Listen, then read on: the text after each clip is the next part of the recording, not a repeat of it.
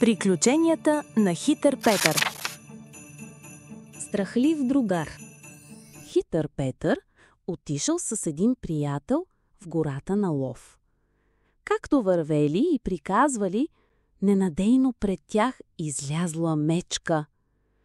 Петровият приятел много се изплашил, хвърлил пушката и едва успял да се качи на най-близкото дърво.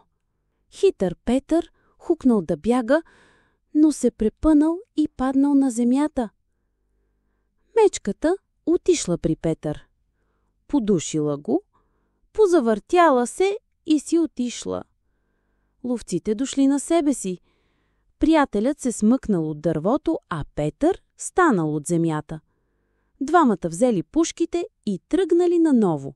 Петре, какво ти каза мечката? Попитал изплашеният ловец.